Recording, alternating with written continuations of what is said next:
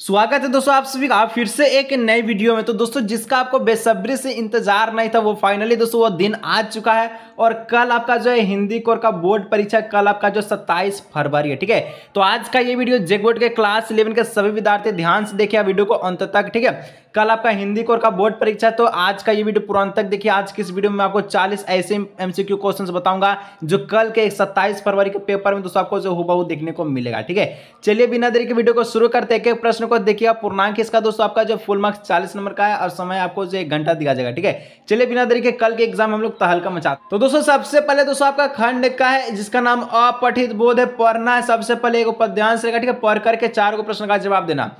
पहले गद्यांश को पढ़ लेते पद्यांश को। ठीक है, उसके बाद तो हम लोग प्रश्न का जवाब देंगे। चलिए पद्यांश कहता है, तरुणा आई ये नाम सिंधु की उठती लहरों की गर्जन का, चट्टानों से टक्कर लेना। ठीक है, टक्कर लेना लक्ष्य बने जिनके जीवन का, विफल प्रयासों से भी दूना वेग भुजाओं में भर जाता है, जोरा करता जिसके गति से नव उत्साह निरंतर नाता, पर्वत के शिखर शिखरों या सोवन उसकी ही क्या है तो अच्छा है, जिसके चरणों पर सागर के होते अनगिनत ज्वार सदा लाएं। ठीक है, आगे देता है, अचल खड़े रहते जो उच्च शीश उठाए तूफानों में, सहनशीलता ढिंडता हंसी जिनके जीवन वानों में। ठीक है, यौवन प्राणों में। ठीक है, चलिए कुछ प्रश्न दिया है 4 को। पहला प्रश्न है, यौवन की तुलना किससे की गई है? तो यौवन की तुलना पर्वत के विशाल विशाल शिखर से किया गया। Option number B. चलिए आगे 2 नंबर, यौवन की सार्थकता कब मानी जाती है? ठीक है, तब मानी जाती है जब कठिनाइयों से हार न माने। ठीक है, संघर्षता रहे और उन्नति के पथ पर अग्रसर है। Option number D. आगे 3 नंबर, कबीर के अनुसार यौवन है। यौवन कौन है कबीर के अनुसार? तो चट्टानों से टक्कर लेना, न उत्साह से नाता जो न विफल प्रयासों को दोगुना। ठीक है, वेग भुजाओं से भरना, यानी ऑप्शन नंबर डी इनमें से सब भी। चलिए आगे बढ़ते हैं। ठीक है, आगे 4 नंबर जो कि अंतिम था। ठीक है, पद्यांश कहता है काव्यांश के अनुसार नवयुवकों में ठीक है क्या गुण होते हैं? तो नवयुवकों में दोस्तों क्या गुण होता है? तो अदम्य दृढ़ता का, सहनशीलता का और उत्साह, यानी ऑप्शन नंबर डी इनमें से सभ्य है। ठीक है, और उपयुक्त सभ्य है। चलिए एक आपका गद्यांश दिया, पढ़ना 5 से 8 का प्रश्न जवाब देना, यानी 8 नंबर तक आपको तो बिल्कुल ऐसे पद्यांश गद्यांश को पढ़ के जवाब देना। ठीक है, कथा परिश्रम को सफलता की कुंजी माना गया है जीवन में। ठीक है, सफलता पुरुषार्थ से भी प्राप्त होता है कहाँ भी। ठीक है, उद्योगी पुरुष लक्ष्मी का वर्ण होता है। ठीक है, करते हैं जो भाग्यवादी है उन्हें कुछ नहीं मिलता, वे हाथ पर हाथ धरे रहते हैं अवसर। ठीक है, उनके सामने जो है सामने से निकल जाता है और भाग्य कठिन परिश्रम का ही दूसरा नाम है। ठीक है, भाग्यहीन जो भाग्य कठिन परिश्रम का ही दूसरा नाम है। प्रकृति को ही देखिए। ठीक है, सारे जर जर चेतन अपने कार्य में लगे रहते हैं, चींटी को भी पल भर चैन नहीं है, मधुमक्खी जाने कितनी लंबी यात्रा का बूंद बूंद मधु जो है जुटाती है। ठीक है, मुर्गों को जो सुबह बांग लगाती है, ठीक है लगानी है, फिर मनुष्य को बुद्धि मिली है, विवेक मिला है, वह निठल्ला बैठे तो सफलता की कामना करना व्यर्थ है। ठीक है, और विश्व में जो देश आगे बढ़ रहा है उनकी सफलता ये सहज से कठिन परिश्रम है। यानी कि परिश्रम कीजिए तभी तो आगे बढ़िएगा, यही तो बात यहाँ लिखा। तो एग्जाम में अच्छा से नंबर लाना है तो एग्जाम का तैयारी कीजिए। ठीक है, 5 में किसी को कुछ नहीं मिलता, तो किसको कुछ नहीं मिलता है? तो यहाँ पर 5 का ऑप्शन नंबर हो जाएगा भाग्यवादी को। ठीक है, चलिए ऑप्शन नंबर बी हो जाएगा। चलिए आगे बढ़ते हैं दोस्तों। नेक्स्ट 6 नंबर, विश्व में जो देश आगे बढ़ रहा है उनकी सफलता का रहस्य क्या? तो जो भी देश आगे बढ़ रहा है ठीक है विश्व में, उसका जो सफलता का रहस्य है कठिन परिश्रम।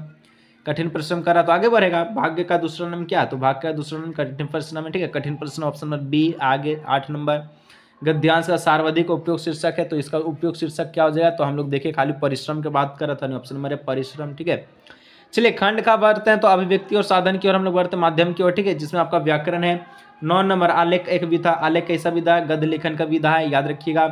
10 नंबर, जनसंचार का श्रव्य माध्यम है। संचार का श्रव्य माध्यम, श्रव्य माने एक भाषा है, श्रव्य जिसका मतलब होता है सुनना, जिसका मतलब होता है सुनना। तो ठीक है, दूरदर्शन से आप सुनते हैं, नए डिस्ट भी देखते हैं, यानी कि फिल्म देखते हैं, कुछ देखते हैं, ऐसा चीज जिससे आप सुन सके उसी को हम लोग कहते हैं श्रव्य माध्यम। तो समाचार पत्र नहीं, इसको हम पढ़ते हैं, पत्रिकाएं ये भी हम लोग पढ़ते हैं देखते हैं। ठीक है, लेकिन हम लोग जो रेडियो है खाली रेडियो जो सुनने का काम आता है, तो ऑप्शन नंबर सी हो जाएगा। 11, फीचर के लिए हिंदी में कौन सा शब्द प्रयुक्त होता है? तो फीचर में दोस्तों हिंदी के लिए इसका जो शब्द प्रयुक्त हो जाएगा वो आपका रूपक हो जाएगा। फीचर माने रूपक। ठीक है, 12, प्रतिवेदन अंग्रेजी के किस भाषा का हिंदी रूपांतरण है? ठीक है, रूपांतरण है। प्रतिवेदन अंग्रेजी के किस भाषा का हिंदी रूपांतरण है? ठीक है, तो 12 का ऑप्शन नंबर सी रिपोर्ट। ठीक है, आगे बढ़ते हैं 13 नंबर, समाचार पत्र समाचार पत्र किस जन संचार माध्यम का एक रूप है? समाचार पत्र कौन से जन संचार का एक माध्यम रूप है? तो ये प्रिंट माध्यम का रूप है, ऑप्शन नंबर बी का रूप है। ठीक है, चलिए 14 नंबर कहता है उल्टा पिरामिड थैली का प्रयोग, ठीक है, निम्न में से किस लेखन में होता है? उल्टा पीरियड हमेशा याद रखिएगा, उल्टा पिरामिड का जो प्रयोग है, ठीक है, शैली का प्रयोग हमेशा समाचार पत्र लेखन में होता है। ठीक है, समाचार लेखन, ऑप्शन नंबर डी। हिंदी में सबसे पहला दोस्तों समाचार पत्र का नाम क्या था? तो हिंदी का सबसे पहला, ठीक है, समाचार पत्र का नाम आपसे पूछा तो इसका ऑप्शन नंबर ए हो जाएगा उरांट मार्टन। ठीक है, चलिए 16 नंबर दोस्तों कहता है समाचार पत्र में कितने प्रकार का कागारों, ठीक है, काकारों का प्रयोग किया जाता है? ठीक है, काकारों का इस प्रकार से। ठीक है, तो 16 का जो correct answer option number D 6 प्रकार को, ठीक है, 6 को प्रयोग किया जाता है। चलिए 17 नंबर संचार का सबसे नवीन और लोकप्रिय माध्यम है। नवीन माने सबसे नया, ठीक है, अभी जो आपका हाल फिलहाल में आया है। तो संचार का सबसे अच्छा माध्यम हो जाएगा अभी इंटरनेट, जो कि बिना पैसा, ठीक है, यानी कि बिना कोई आय, बिना किसी से रेडियो के चीज़ से हम लोग जो इंटरनेट में एकदम लाइव देख सकते हैं। ठीक है, चलिए 18 नंबर सूचनाएं का संकलन का संपादक, ठीक है, तक तो पहुंचने की जिम्मेवारी किसकी है? तो 18 का ऑप्शन नंबर हो जाएगा ए नंबर, पत्रकार का। सूचनाएं का संकलन, जो भी सूचनाएं दे रहा तो वहां कौन जाता? पत्रकार जाता, वहां से इकट्ठा करता, रिपोर्ट इकट्ठा करता और आपको बताता है। ठीक है, आगे बढ़ते तो खंड का यहाँ से पाठ्य पुस्तक का स्टार्ट हो चुका है। यहाँ से बुक का प्रश्न, ठीक है, जो कि पद्यांश से सबसे पहले कहता है मेरे तो गिरधर गोपाल दूसरे ना कोई, जाके सिर मोर मुकुट मेरे, ठीक है, मेरो पति सोई, छारे दय कुल की कहानी कहाँ करिए कोई, संतन डिग बेटी बेटी लोक लाज खोई। इस प्रकार से दिया गया। चलिए इसके द्वारा जो आपका ये किताब से है तो आप पढ़े होंगे। ठीक है, तो इसका जो पहला प्रश्न 19 नंबर का था, प्रस्तुत काव्यांश के रचयिता कौन है? तो इस जो काव्यांश इसका रचयिता कौन है आपसे पूछा है। 19 का option number C Mirabai. 20 number Gopal शब्द का प्रयोग किसके लिए किया गया? तो गोपाल किसको बोलते हैं पता है? हाँ सर, कृष्ण को नहीं, गोपाल किसको बोलते हैं? तो गोपाल कृष्ण को बोलते हैं। तो ऑप्शन नंबर बी हो जाएगा। ठीक है, चलिए कुल की कहानी का अर्थ क्या होता है? तो कुल की कहानी का मतलब समझते क्या होता है? परिवार की मर्यादा उल्लंघन ना करे। ठीक है, तो यहाँ पर ऑप्शन में सी परिवार की मर्यादा। 22 नंबर दोस्तों कहता है मीराबाई ने अपना पति, ठीक है, किसे स्वीकार किया? तो मीराबाई ने अपना पति कृष्ण को स्वीकार किया। ऑप्शन नंबर ए हो जाएगा। ठीक है, 22 नंबर का हो जाएगा ऑप्शन नंबर ए। आगे बढ़ते हैं 23 नंबर कहता है कबीरदास ने किसका खंडन किया? तो कबीरदास ने दोस्तों वायडम्बर और रूढ़िवाद का जो खंडन किया। ऑप्शन नंबर ए हो जाएगा। 24 कबीर की भाषा, तो कबीर की भाषा कैसी है? तो सदुक्करी है। सदुक्करी का ऑप्शन नंबर बी याद रखिएगा, सदुक्करी। ठीक है, आगे बढ़ते तो 25 नंबर कहता है मीरा को विष का प्याला किसने भेजा? तो मीरा को विष का प्याला भेजने वाला का नाम राणा था। ठीक है, ऑप्शन नंबर ए हो जाएगा।